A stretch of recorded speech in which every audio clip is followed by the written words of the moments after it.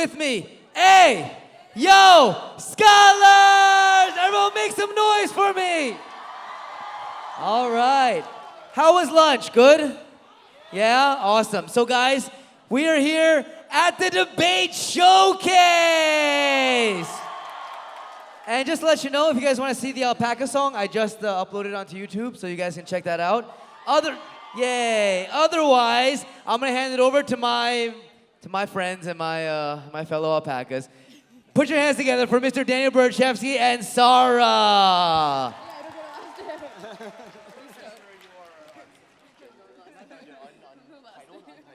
We're discussing Sarah's last name. Sarah Syed. It's like Madonna. Sarah Syed. Ladies, gentlemen, alpacas, scholars, Jerry's, etc. The debate showcase is something each of you has experienced at the regional round. At the global round, it is only more important and more meaningful, because at the global round, we'll be hearing from speakers who represent 8 different countries, who will lead us in a conversation that brings together voices, opinions, and backgrounds from far more than 8 countries, from all across the world. So the way this will work is a lot like a regional debate showcase. Sarah and I will introduce 8 speakers who were nominated yesterday at their debate schools, who will form the affirmative and negative teams. We will then introduce our judges, who are a set of very important panelists, VIPs, who are in fact members of this community who also were nominated, but because of the limited number of spots on stage, will instead be determining the outcome of the debate. So, for those who are new to the World Scholars Cup, perhaps parents or visitors, bear in mind that this debate is not just between those who are on stage. Once the debate is over, we will open the floor. There'll be a number of microphones set up throughout the theater so that you can join in the discussion with opinions and thoughts from your own perspectives. Prepare those thoughts during the course of the debate. Remember, though, and I ask this as a favor, there are many of you and only so much time. There's always the temptation when you are offering a comment to give a speech or to follow up your comment with a second comment. We wish we had the time. For today, try to keep your comments short, self-contained, punchy, meaningful, dramatic, anything but long. All right, with no further ado, to keep this from getting too long, Sarah and I will begin the introduction. Sarah, take it away. We first start with our affirmative team. When we call your name, please get all your things, your laptops, your papers, your pens, and make your way to this table. This is the affirmative table, and that is the negative table. Please bring your Jerry. Yes, and they will become friends with very aggressively neon orange Jerry as well. All right, our first speaker comes to us from South Korea. From Korea International School, it is Ricky Seo.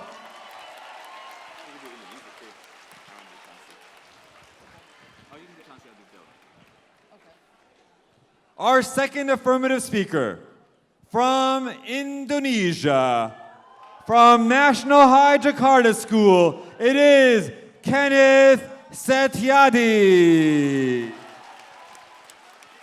Well, do the next one, then I'll do transfer. We'll balance out. Who's not here? Kenneth is not here? We have a potential absence by Kenneth. If so, we'll be replacing it with a substitute speaker momentarily. In the meantime, we move on to our next speaker, who is from the United States of America, from the British School of Washington, Anna Lipton.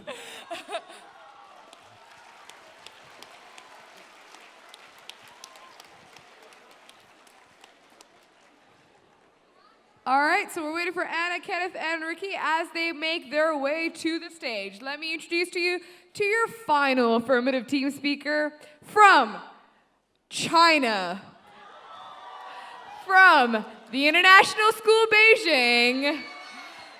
Who is it? Chauncey Lowe.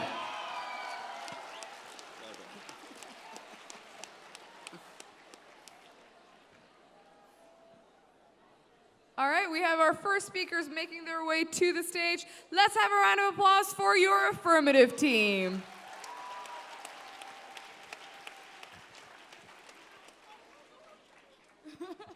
Please come on stage.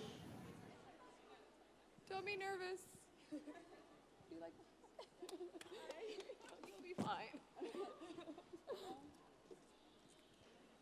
All right, we'll give a few more minutes for our affirmative team To slowly crawl toward the stage. slowly crawl after eating all the onion rings.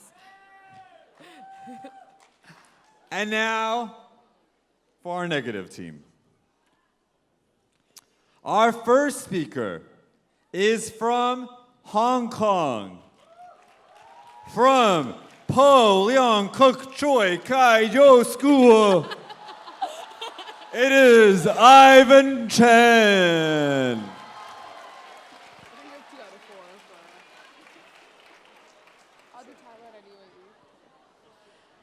Our next speaker comes to us from Thailand. From NIST International School, it is Erdong Chen.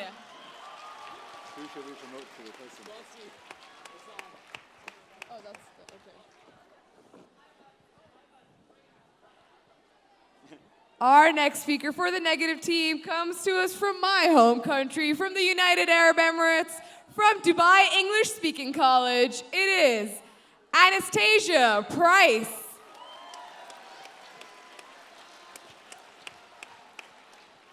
And our fourth and final speaker for the negative team comes to us from Taiwan, from Kaohsiung American School.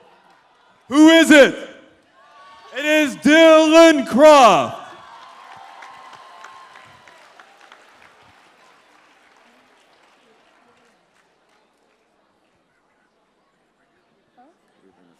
Is this really? Yes. All right, can we double check if Ricky Seo is here from Korea International School? Or if Kenneth from National High Jakarta is here? All right, let's call our first Stu Pranav and Tevin. They're from India and Sri Lanka. Or Jeremy had Matthew had a very high score. China. We have a Singaporean. Stella. Yes, Stella's from Malaysia. She had a high score. Fantastic. Okay. Our first. We move on to the panel. Oh, but before we introduce the panel, we will introduce our replacement speakers who are being promoted from the panel. Our first speaker comes to us from, I believe it is Malaysia. I apologize if I get this wrong. Her name is Stella Ann Ming Hui Teo. Please make your way to the affirmative team. And our second affirmative replacement speaker, joining us from the great nation of India, it is Pranav Gandhi Singh.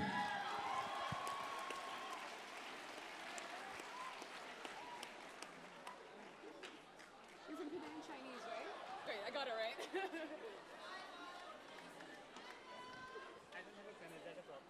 Probably, yes. You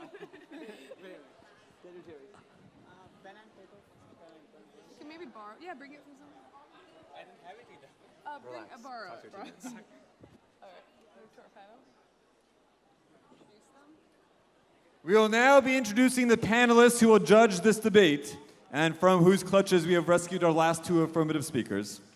This panel consists of the following scholars. When you are introduced, please come to the second row, which is currently occupied by the head of one yellow alpaca. Which has now disappeared. You will have VIP seating to watch the debate close up for the next 45 minutes or so. Our first panelist is Celine Sung. Our second panelist is Hee Jong Choi. Followed by Malaika Okundi. And Selena Zhong. Our next panelist is Tevin de Gamboda. Followed by Ryan Ng. Our next panelist is Matthew Chen. Followed by Jeremy Williams. Rounding off the panel, Rihanna Adams. And those are the judges of this debate.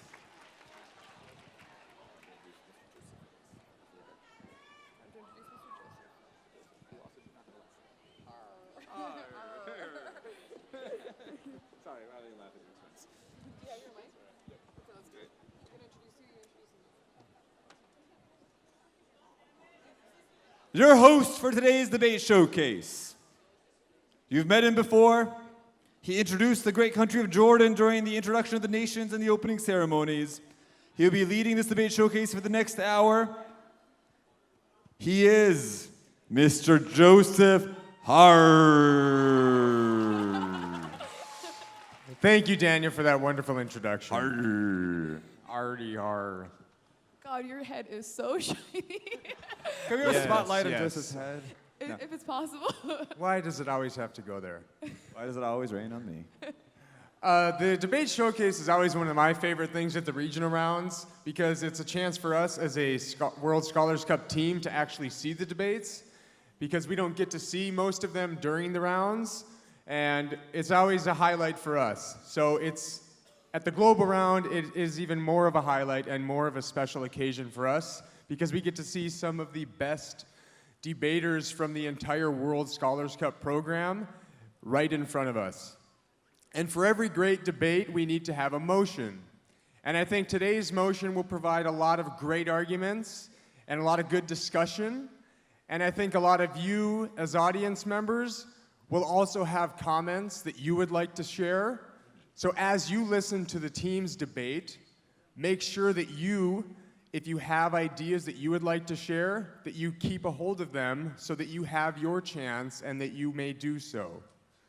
So without further ado, I will introduce the motion, and teams, you will have 12 minutes to prepare amongst each other using any outside sources you may have. Discuss how you will approach the topic. We will then start with the affirmative team. Each speaker will have up to 4 minutes. When there is 1 minute left, I have some volunteers in the front row who will be waving some alpacas in the air to let the speakers know there's 1 minute left. And when there is no time left, they will throw an alpaca in the air. So, affirmative team, are you ready? That was not a very convincing yes. Affirmative team, are you ready? Yes. Negative team, are you ready? Audience, are you ready? Yes. So our motion for today's debate showcase is that a small world is a safer world. Teams, you have 12 minutes to prepare. You may begin. It's a small world After all. It's Can we get some real music while they prepare? I think that's going to make...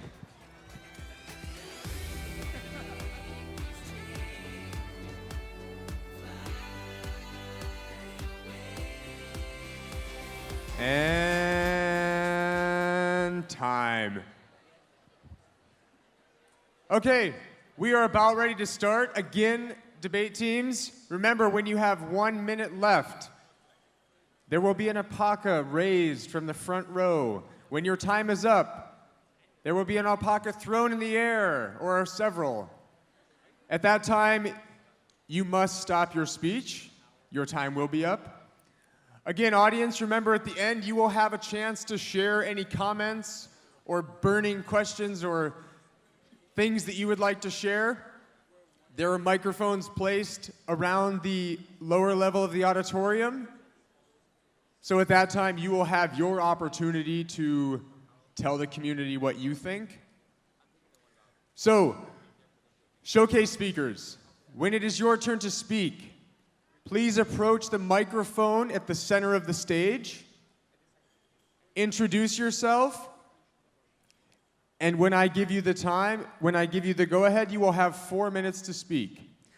Before we start, instead of giving them one last round of applause, can we give them one last pause? So when I count to 3, let's give them a huge pause. 1, 2, 3. Okay, affirmative speaker number 1, you may approach the mic.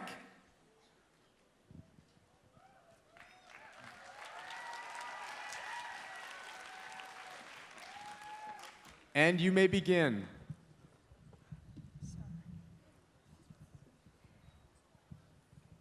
Mic test. Good afternoon, all present. I'm Stella, and I'm the first speaker of the affirmative team. Now, the motion of today's debate is that a small world is a safer world. And the second speaker of my side will be expounding on this point through the vantage point of economic. And the third speaker will be going through political advantage points of having a smaller world.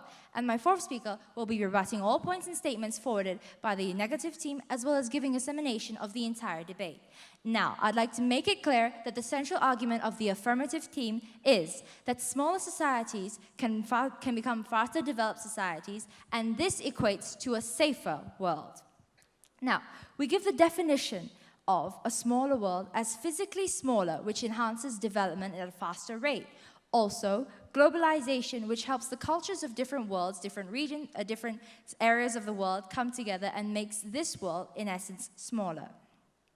More closely, the network of people will be able to enable a smaller world to become faster developed, as it encourages that people share their thoughts and ideas at a faster rate. There's no reason to be worrying about whether or not cultural differences will come in the way, because once you have a smaller world, it'll be easier for you to get across your differences and also enable that the government or whatever governing body is in charge of that world to take full care of their citizens. There'll be no perhaps worries about whether or not that they're trying to compete with another side. If the world becomes globalized, and in this case becomes smaller, it'll be easier to reach development, as you will only have to focus on perhaps a smaller part of the world. Now, if we take into account that certain countries and certain regions, certain reigns of larger expanses of land, this has caused a lot of problems. Why? Because, well, there are small factions of a certain society that will suddenly decide that no, they want a newer governing body. They want a new way of ruling. They want a new life. And so when this happens, by word of mouth, it will go across through the people, and it will cause unrest and disruption. And easily that world will be perhaps torn apart. But with a smaller world, it is easier to keep perhaps your citizens in check, to make sure that you can focus on the development economically, politically, and of course through society, that your citizens remain happy, contented, and of course your citizens remain safe. So ladies and gentlemen, why will the negative team come up with the point that perhaps with smaller worlds, they will be easily destroyed? I rebut this point by saying that smaller worlds allow for easier and faster development. With a smaller world, in perhaps maybe a time span of 5 to 6 years, we could have developed the security measures of that certain world. And as compared to a larger world who would have to go about perhaps winning the hearts of every single citizen in order to enable the fact that they can develop at a perhaps slower but steady rate. With a smaller world, this can be achieved faster. Now, the central argument, as I stated before, is that smaller societies can become faster developed societies, which equates safer societies. So, with a smaller world, we only have to, as I said before, focus on certain parts of the society. Once we decide that we want perhaps a new financial regime, we can go with that without having to worry about certain parts of that region or world being affected or having a different mindset. With that smaller world, we can be sure that faster development is imminent, because it will be able to be estimated pretty quickly. Now, just in case that the negative team comes up here and decides to say that smaller worlds can easily be trampled upon, that perhaps with one larger growing body or of nations, if they come along and decide that that smaller world needs to be destroyed. Affirmative speaker number one, that is time. What a great opening to this debate showcase, though. Negative team, you have 1 minute before it is your turn for your first speaker. If I could get the timers to give me 1 minute.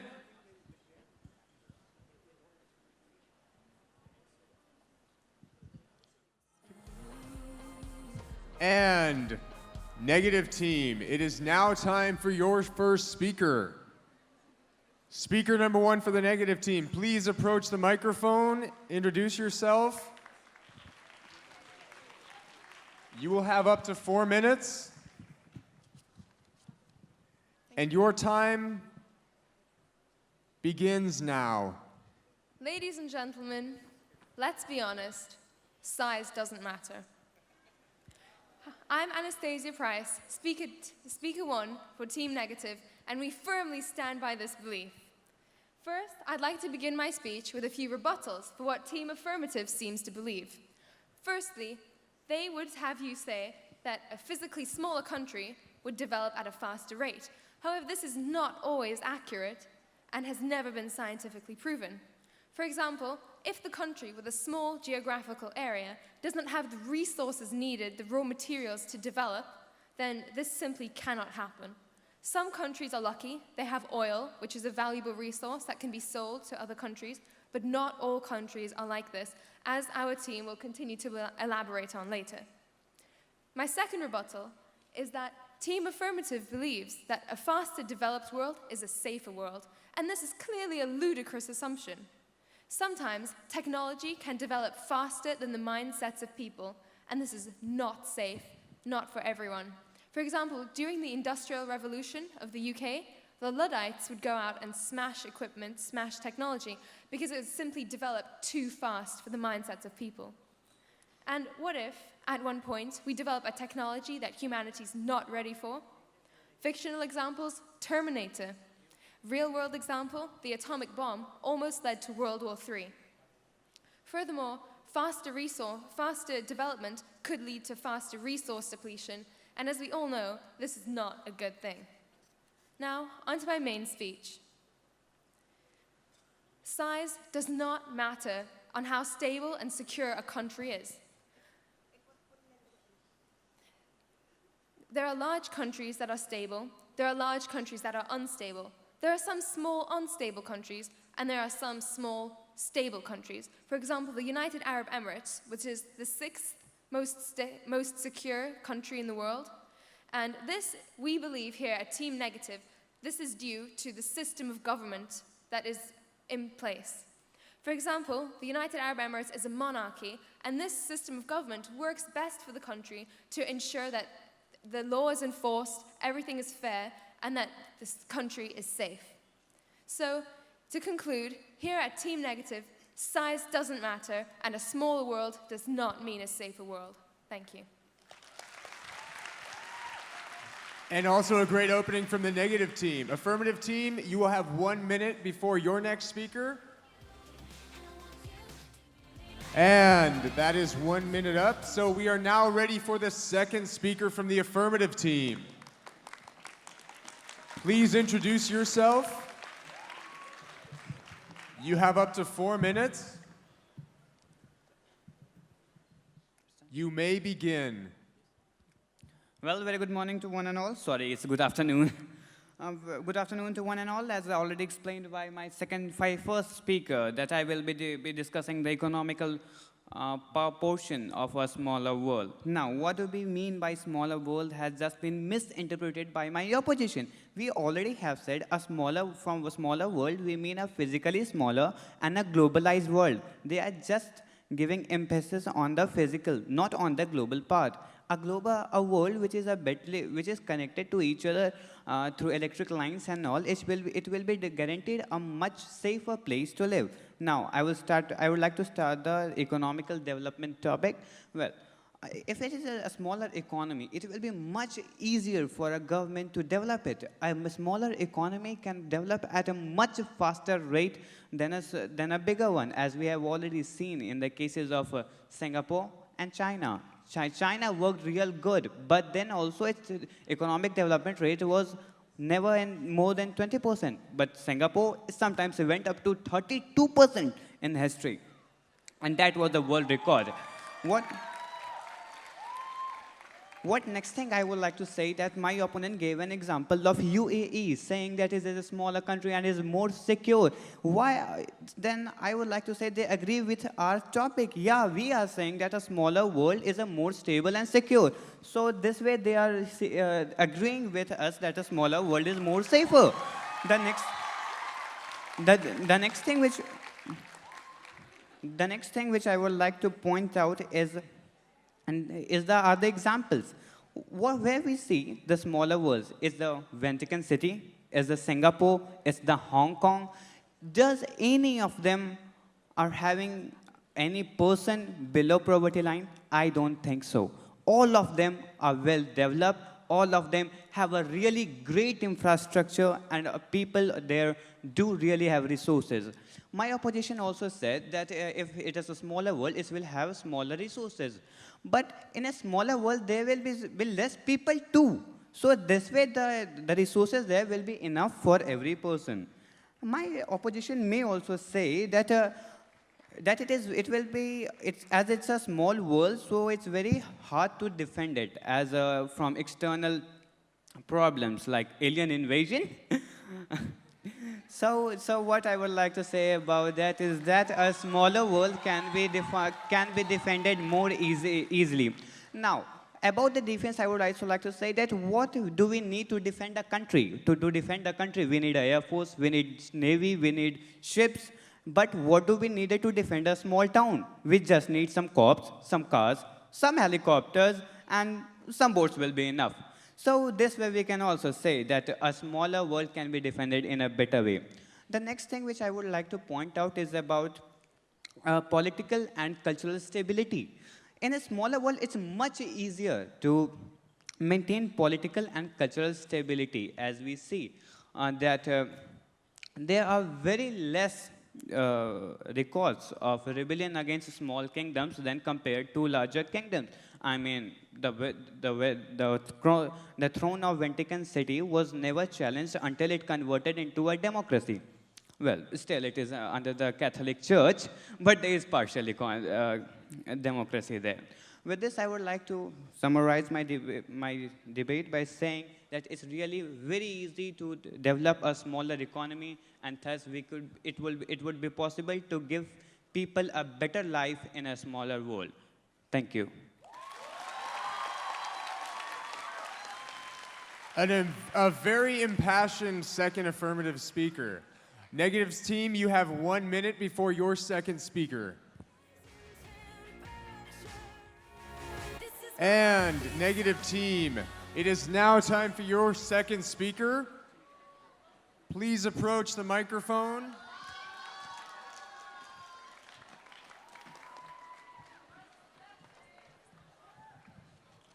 Introduce yourself. You have 4 minutes.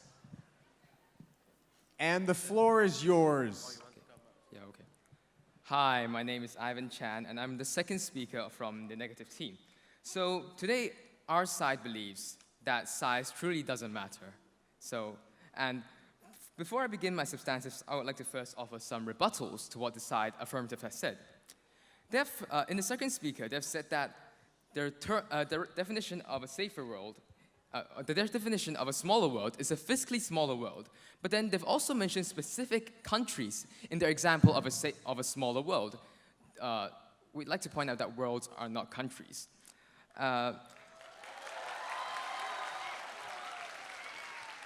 You also mentioned a point about the economic development of countries and how smaller countries can develop economically much more quickly. And they mentioned examples of Singapore and China.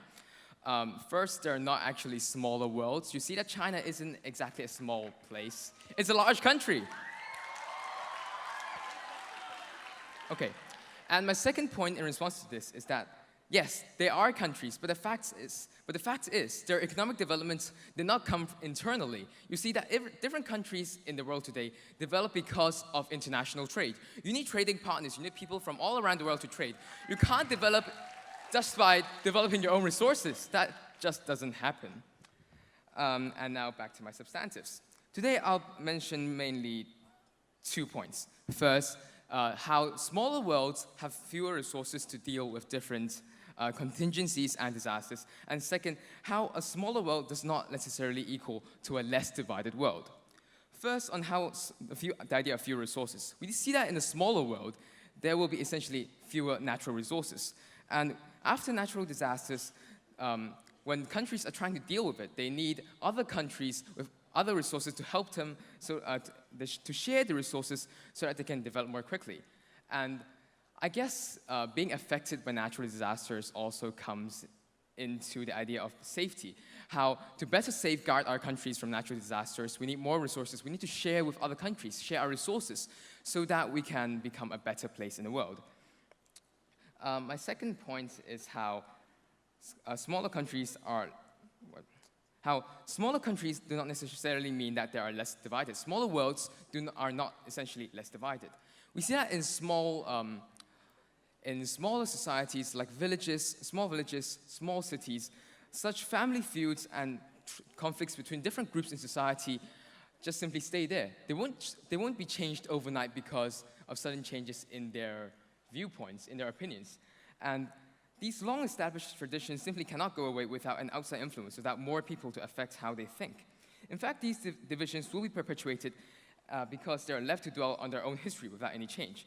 It is only by opening to a larger world, a larger platform, that they can discuss these divisions in society, divisions in opinion, and under such an open platform that they can discuss their opinions and decide to agree on different issues, such as World Scholars Cup. You see this is a global community where different people from different countries can come together and discuss their ideas. Imagine comparing that to discussing conflict, a certain debate, hotly contested ideas in your own country. Of course, talking with more people all around the world will give you more different opinions, and that could give you a wider range of perspectives and easier for all of us to come to a conclusion and to come to agreement.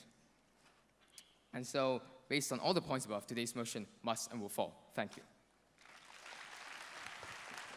Thank you very much, second speaker for the negative team. We are now at the halfway point for the teams, and before the affirmative team, you have 1 minute to prepare.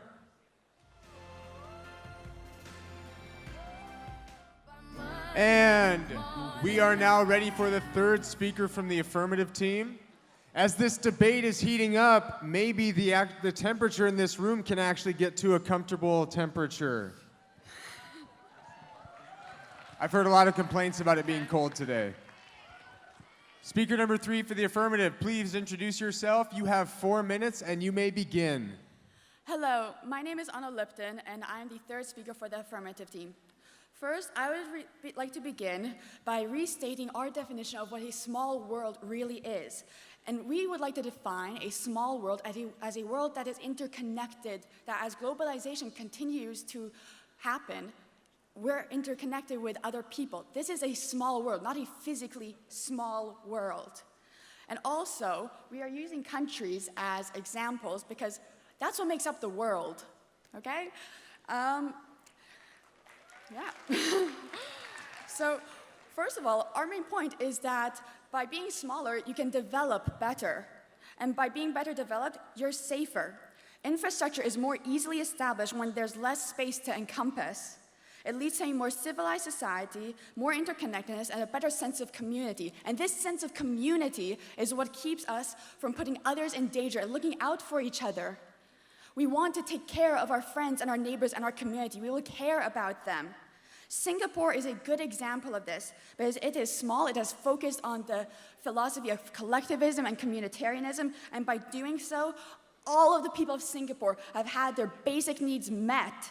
That is not something that America can say.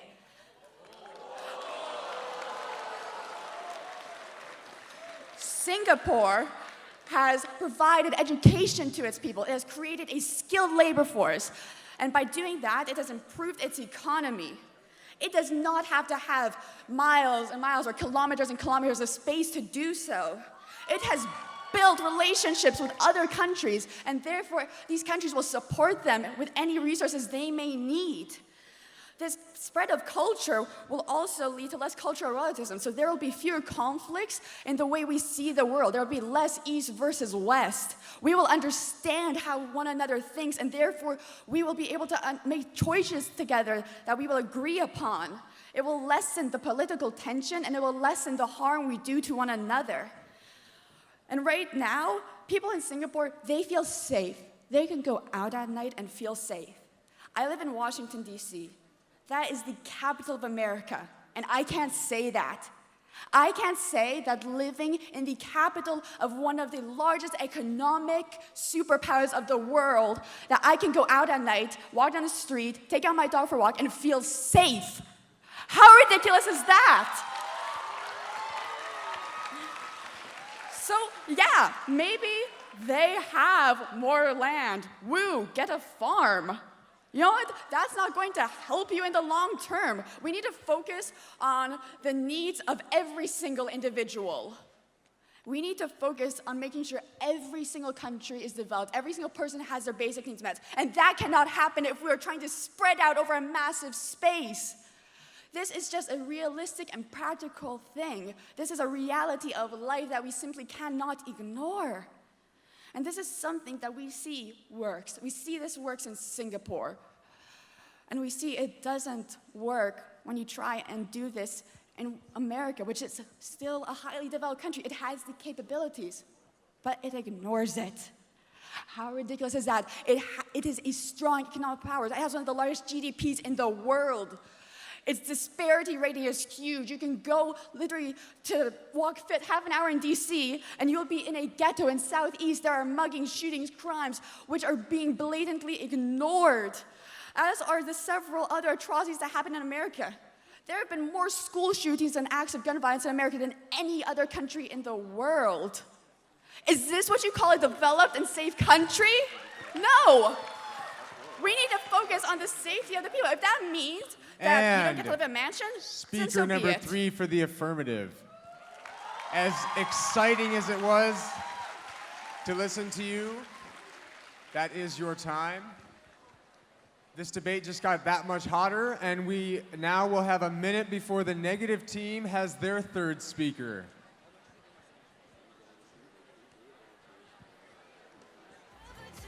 And we are now ready for the third speaker from the negative team. No stranger to the World Scholars Cup program. The third speaker, please introduce yourself. You have 4 minutes, and the floor is yours. Good afternoon, honorable adjudicator, worthy opponents, and my fellow teammates, and a lot of audience. My name is Dylan Croft, and I'm the third speaker for the opposition team, arguing against the motion that a smaller world is a safer world. The opposition's argument up to now has been like a derailed train. It's gone off the tracks, but has long since continued running at full steam into a wall. The first 2 speakers for the affirmative side came up and claimed that a smaller world is a physically smaller world. Then the third speaker came up and completely contradicted this idea, saying that a smaller world is a more interconnected world. We are not here to argue that a more globalized world is a better world. We are not here to argue that. That is not the prompt. We are here to argue that a smaller world is not a safer world. And the opposition has brought in the definition, strengthened twice, that a smaller world is a physically smaller world. So let us argue upon this definition. The opposition also constantly claimed that Singapore is such a great country, and that is not untrue. That is very true. Singapore is a beautiful country. It is run well, and it is amazing. But that is not because it is small. That is because it has an effective government. That is because it has good citizens. The opposition also claimed that a small world, there would be care and everyone would work together, and this is globalized. But on their definition of a physically smaller world, political ideals, political agendas, economic and social disruption would all still occur. The human ideals will not change. There will physically be less humans and a smaller land mass. Thus, problems, political situations, wars would still occur on the same scale, thus not making the world a safer place if it is smaller. The opposition also made the argument that innovation would occur faster. This may be true, it may be untrue.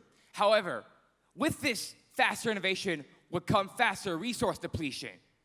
And resource depletion would not make the world a safer place. It would in fact make the world more chaotic, make the world more dangerous, and make the world more miserable.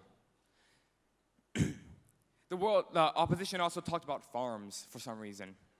Now, let me build on with this. Let's look at Animal Farm. Let's look at this recurring cycle. A smaller world, take Animal Farm, with an ineffective government, with a corrupt government, with a political agenda not for the people, would cause more suffering on a greater scale because it is so connected, apparently.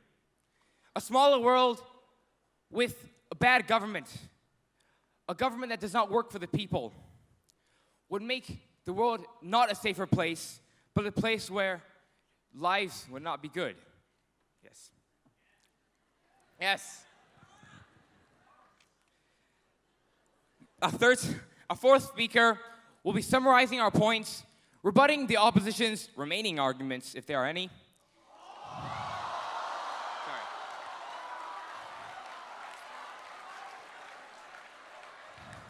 And summarizing our stance. And with that, thank you.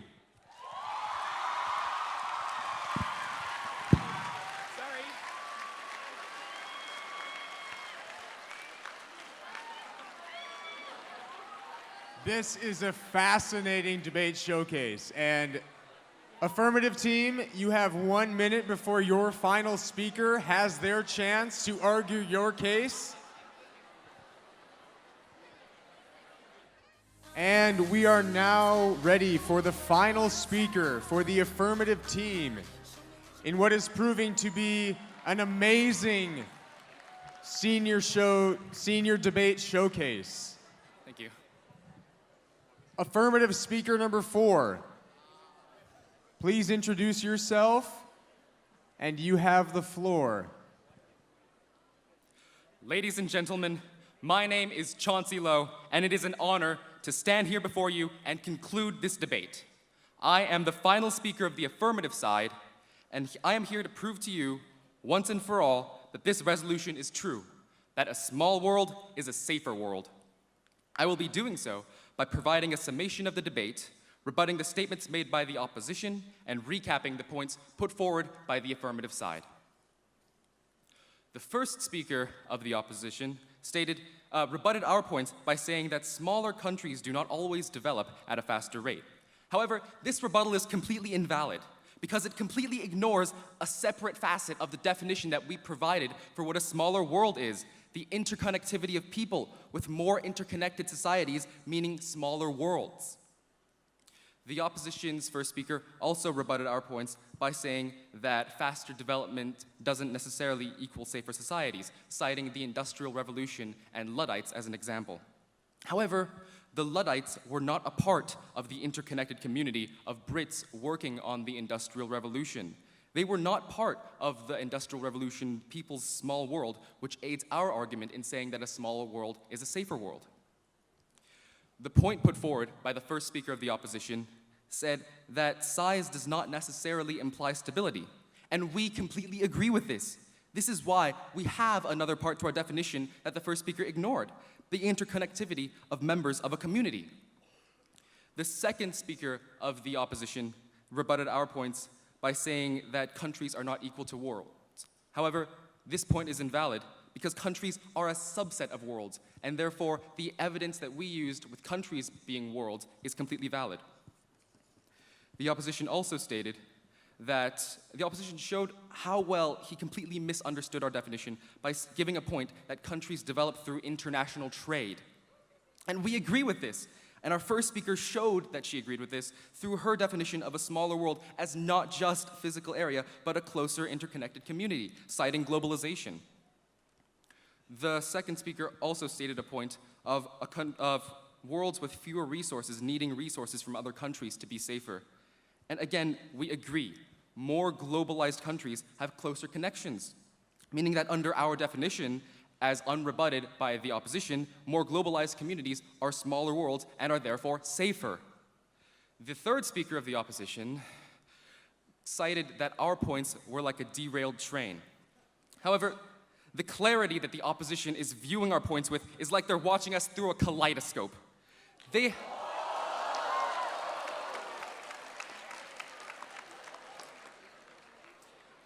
have completely misunderstood our definition of what a small world is. Again, smaller worlds aren't just physically smaller, but they are communities with the concept of interconnectivity and globalization. The opposition also said that Singapore's progress is due to its effective government.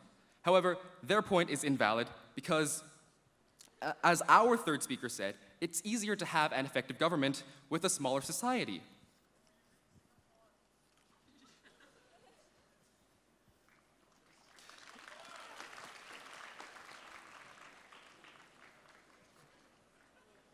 The third speaker also said that smaller worlds can have the potential for bad governments wreaking havoc. And we agree. which is why we put forward the point that smaller worlds make more effective governments. All societies have the potential for bad governments, which can wreak havoc. But smaller societies, as we've proven, have an easier time gaining more effective and better governments, which ensure safety for their individuals. And speaker number 4 for the affirmative, that is your time. Thank you very much. What a very careful dissection of the other team's arguments thus far. Before the fourth speaker for the negative team goes, I've been informed that it is one of the negative team's birthdays. I believe it's Anastasia's birthday. Can everybody give her a big happy birthday?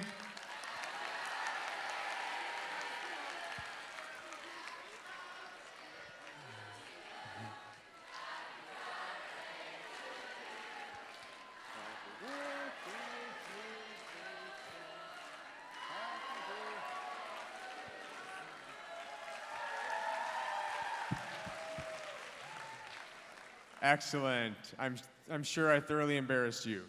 And 1 minute before the final speaker for the negative team and the final speaker from both debate teams. And that is time. So it is now time for the final speaker of the negative team.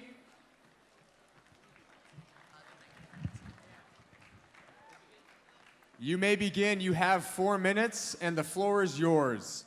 Hey!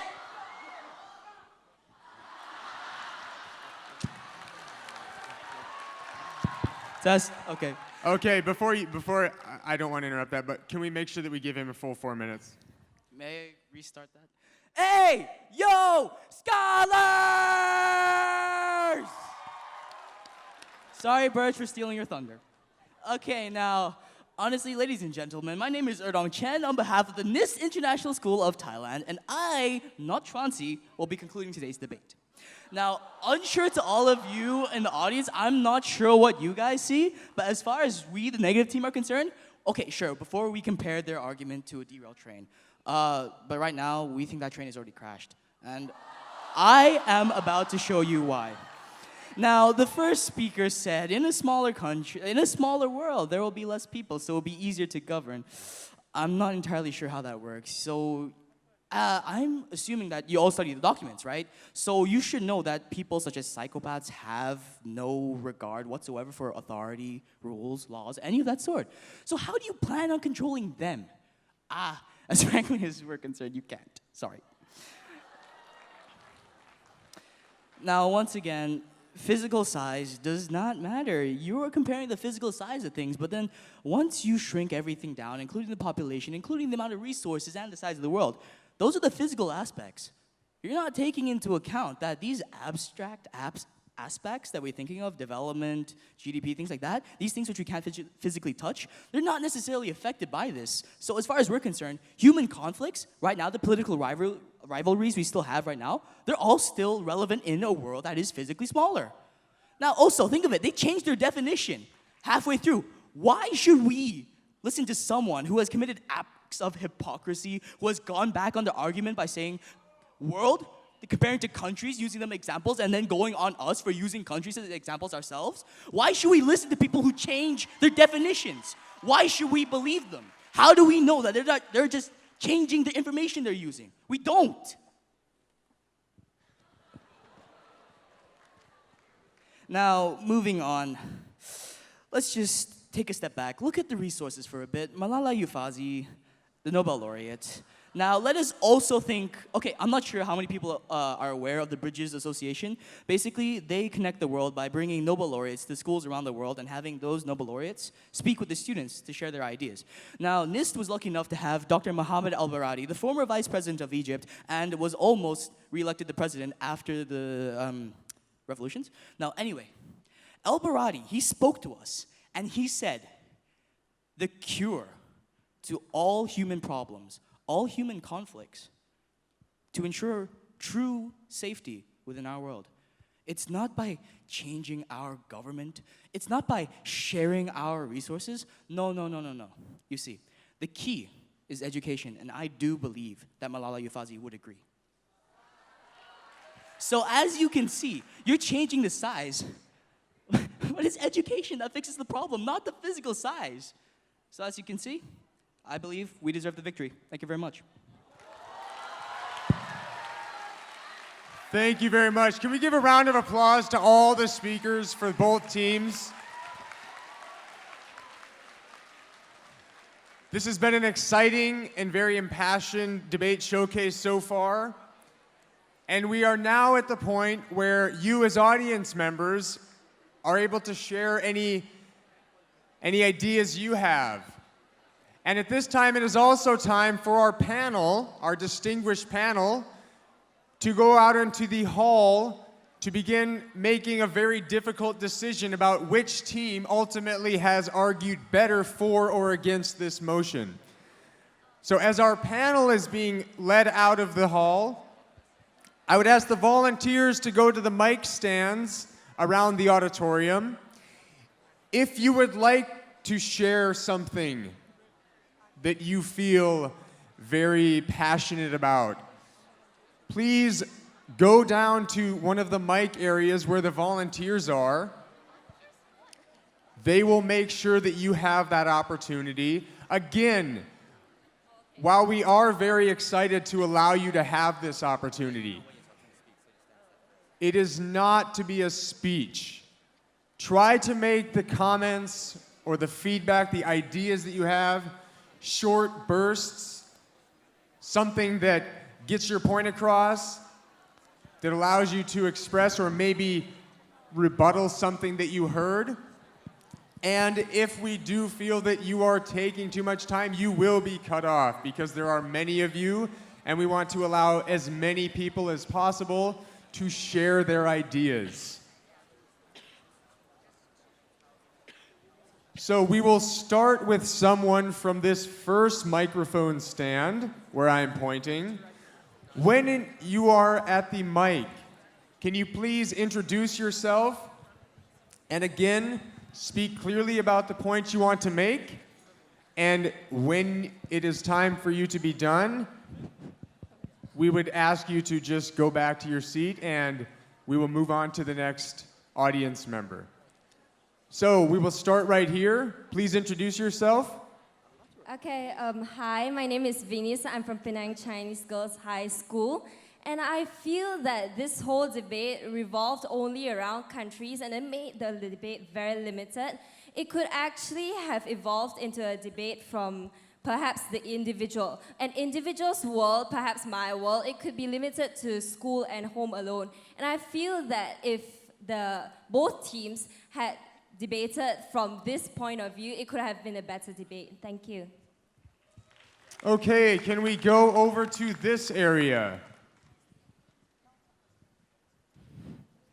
So hello, I'm Shizuka Bai from Shanghai Jintai High School, and I have a question. So just now, the affirmative team and the negative team on the stage talk about community, working around the night, or economic stability, education, and resources consumption, but nobody actually talk about what make the world safer. So.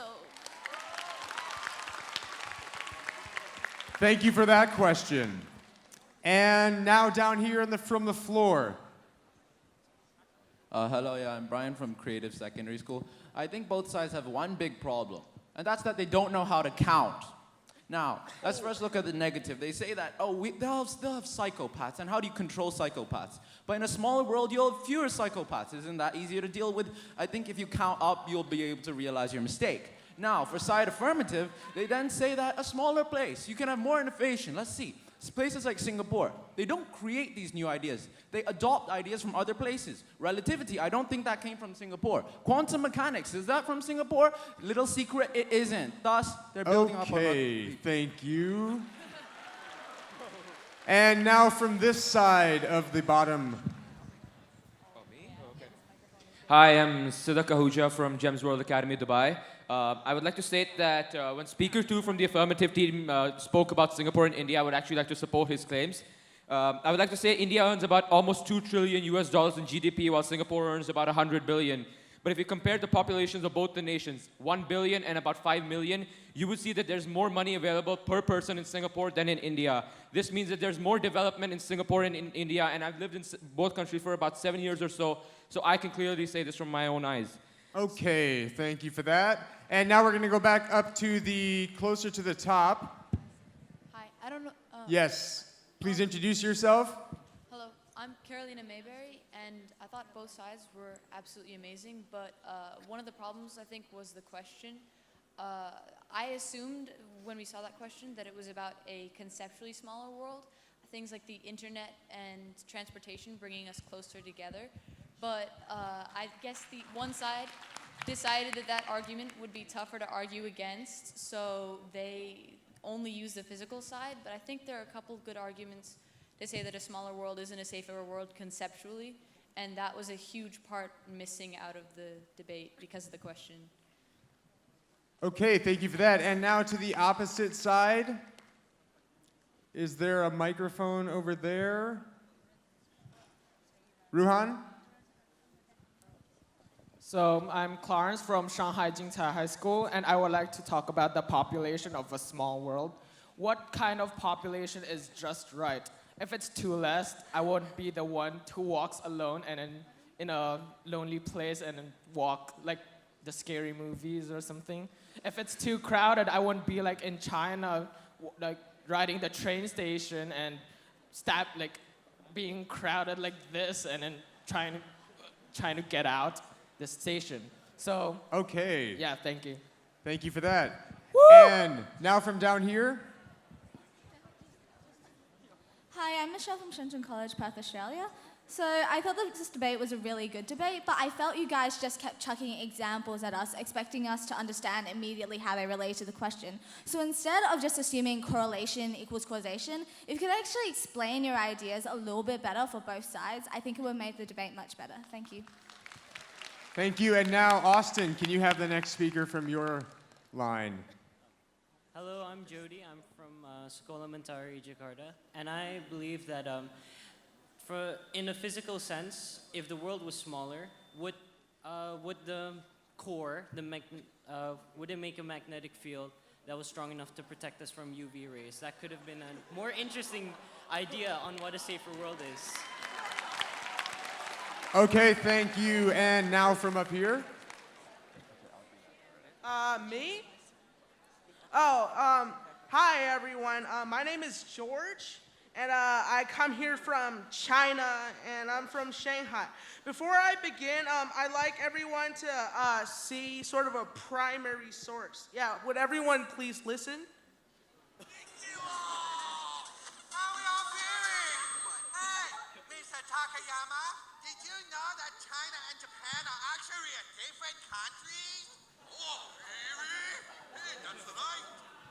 And I don't think we're really able to hear that very clearly. So we're going to move on to the next speaker. Actually, up to the upstairs. No, sorry. Can I just speak No, my we point? are going to move up to the balcony. No, sir. I actually have a point there. I'm just We saying, have a microphone up in the balcony. Hi, I'm Emma Lin from Anglo-Chinese Junior College. I want to bring up a certain two elements that weren't mentioned in the debate. The first is the one on cultural division. In fact, you're placing people with radicalized ideas together. So this would, in fact, worsen the problem of radicalization or creating an extreme community. This would be the problem because they would never achieve moderation. And secondly, you place heritage in danger because as we see in status quo, there's a domination of a particular culture in the world today. And you can see this through franchises that are opened around the world, such as McDonald's. So in fact, you're placing heritage in danger. Okay, thank you for that. As we continue with these, I would also like to encourage any coaches or parents in the room, if you have anything that you would like to share, we also would love to hear from you. Do we have any coaches or parents in the room who are volunteers? Can you let me know if there are any coaches or parents at your stands?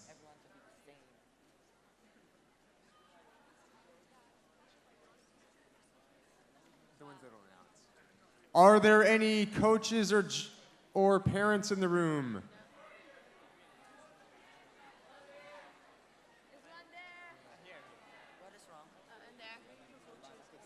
Okay, up at the top here. Yes. Hello, I'm from India, and I have a question for the against team. If you had the chance to define the smaller world to benefit your stance, what would your definition be? Can I ask a question from the against team, or is just a comment section? Okay, we'll give a very short 30 seconds. Does one person from the negative team want to respond to that question?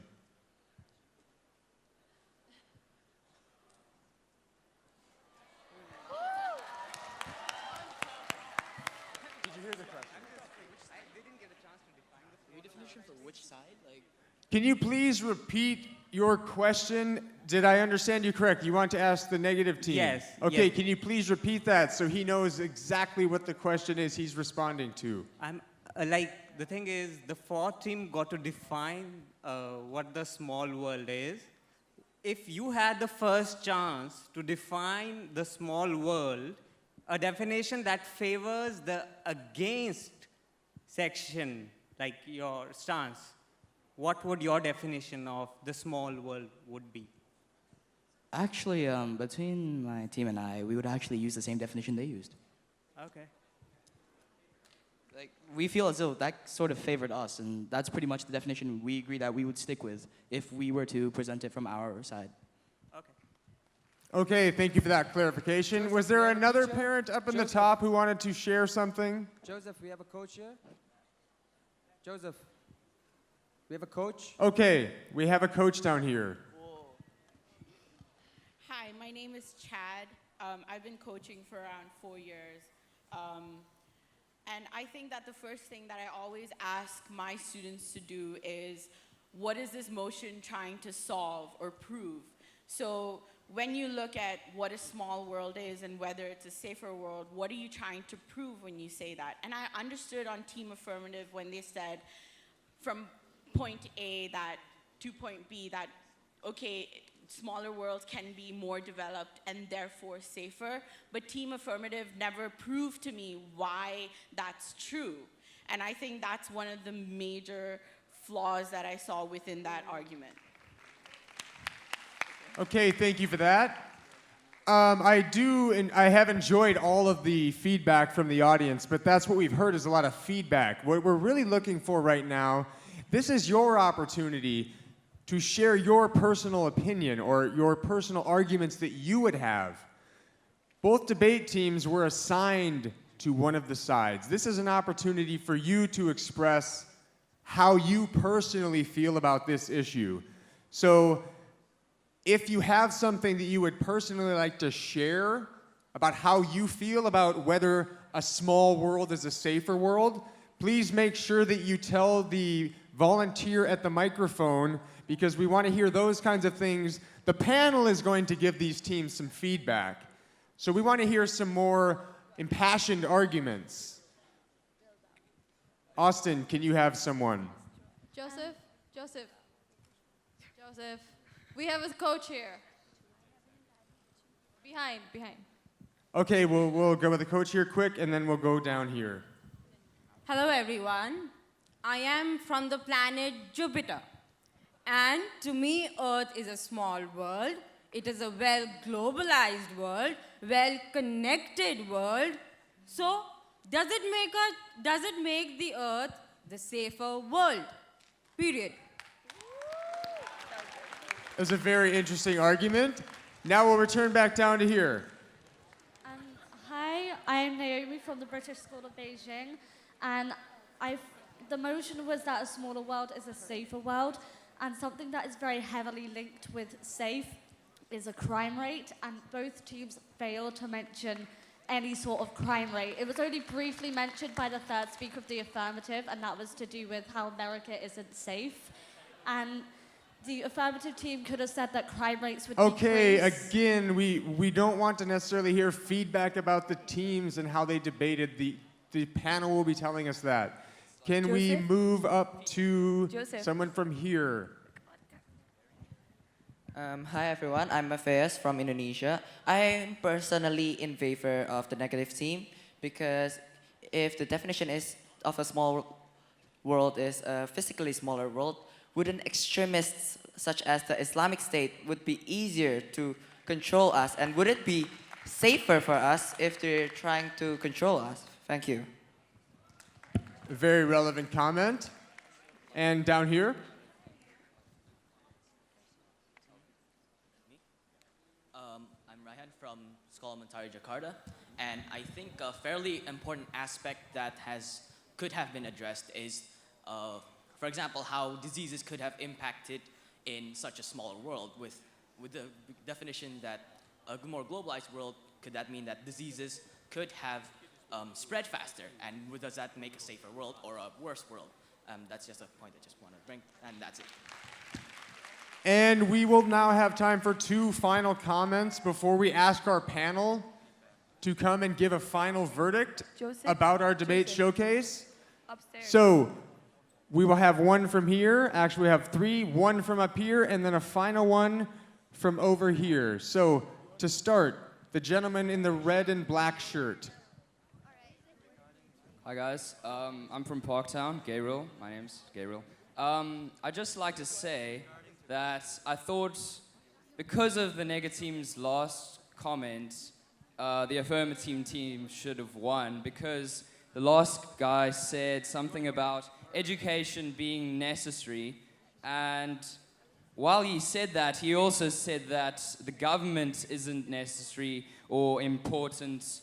I'd just like to say that the education system is completely and entirely linked to the government, so that doesn't make any sense at all. In my country, South Africa, we have the worst education system in the world, and it's mainly due to my government. Yeah, pretty much, that doesn't make any sense. Yeah. Thank you for a personal example. We're going to go up to the balcony. Hi, I'm Alexia from St. Chris, Bahrain, and I wanted to say that this motion can be interpreted in many ways. Like, what kind of safety are we referring to? Is it individual safety, or is it the safety of the world itself? Because a smaller world is an easier world to build up, but also the easiest kind of world to destroy. So are we saying that it's safer just because there are less people? Or are we saying that it can be more dangerous because those less people can be destroyed at a faster rate? Thank you for that great point. And for our final comment from the audience. Hello, I'm Radula from India, and I just have a different perspective for the interpretation of the topic. I think that the topic would not only mean the physical small world, but also the fact that we are bounded by our limits. And in that case, having a small world is not good because we'll be exploited. So we should have a large and unbound world. So that is how the topic could have been interpreted as well. And what a great comment to end from the floor, relating to our theme about the world unbound. It is now my pleasure to welcome 3 members from the panel to the stage. Give them a round of applause. They had a very difficult decision to make. 3 of them will be coming to the stage. 2 will be giving feedback to both debate teams. And the 3rd will be giving us the final decision that they came to. All right, so hello scholars. I hope you guys enjoyed the debate today. So we'd just like to give a little bit of feedback on how the debate went overall. So firstly, I'd like to speak to the affirmative team. Now, being the affirmative team, we have the right to define certain points in the topic at hand. Now, when I look at this topic straight away, you can see 2 key terms which you can debate on. You have small and you have world. Now, what we missed in this debate today was that we weren't able to specifically define these two terms. Now, small, we can define it in terms of population, landmass, or a city, a certain town, etc. And also, likewise, world, again, we could define that on terms of, as I was saying, a city, a town, something like that. So because we missed that ability to define the topic in the very beginning, we weren't able to properly progress in the debate. However, that being said, to the negative team, because we have already established that there is a confusion that this topic has not been defined, it should have been the job of the negative team to actually redefine the topic for the House, which they actually failed to do. The negative team could have came up and redefined the topic. However, what they did was they rebutted the topic each time. They rebutted the definition of the topic each time, which caused problems in order for the debate to build up.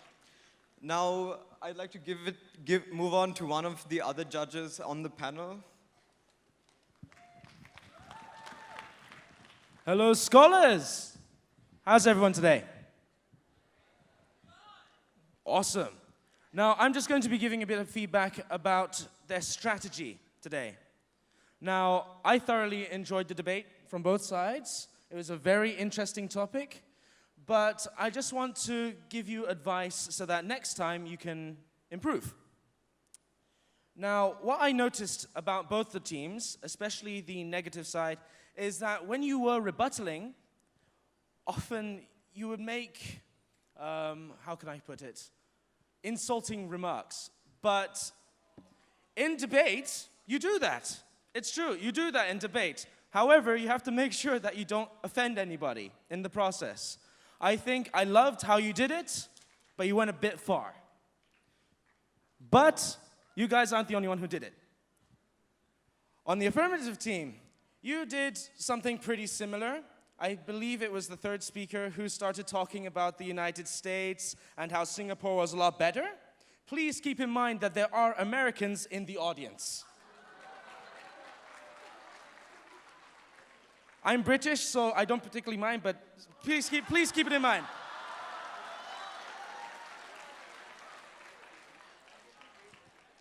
I love you, Americans. Please don't kill me. Right. You're American. That's even worse. Now. Okay, so guys, though this is also a formal debate, it is one of it's quite a prestigious event as well to be coming to Malaysia from all of our different places. Please keep in mind that because this is formal, it is probably not good etiquette to go, "Hey, yo, scholars!" right at the beginning of your debate. You wouldn't really exactly sing that, you wouldn't be seeing Obama doing that when he's doing a speech, would you? So, "Hey, America!" Okay, What's up? panel. We Now- are ready for your decision. I'll be handing over to the final judge. I hope you approve our decision. There is a reason that the panel is... So I'm Celine from Shanghai High School International Division, and I'll be announcing the winner. But first of all, we would like to thank each team and all the distinguished members on the stage right now for the very intense debate. And the way we scored it, each individual was rated out of 7 on 3 categories: presentation, strategy, and content. And one team won by 1 point. The result was 62 to 61. And the winner is...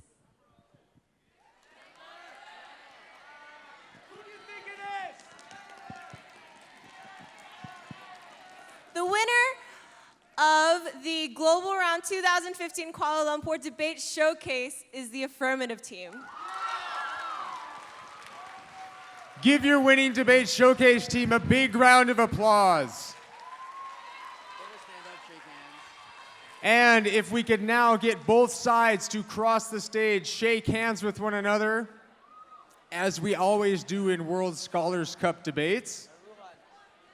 And this concludes the Senior Debate Showcase, which means it's now time for someone you love and that I love, Mr. Birch Wang, to welcome you to the talent show, the Scholars Show. I guess. I don't know if it's okay for me to do it, but can I do it? Hey, yo, Scholars! All right, everyone, big round of applause. Affirmative team, negative team, the panel, all of you guys, make some noise. All right, and up next, what do we got, guys? Tell me, what do we got next? We got some talent show! So, give us about 5 or so minutes to get set up. You guys go to the bathroom, stretch out, stretch your legs. Be back here in about, let's say 7 minutes. Be back here 7 minutes sharp. We'll get the talent show going, and let's get some music on. See you guys in a little bit.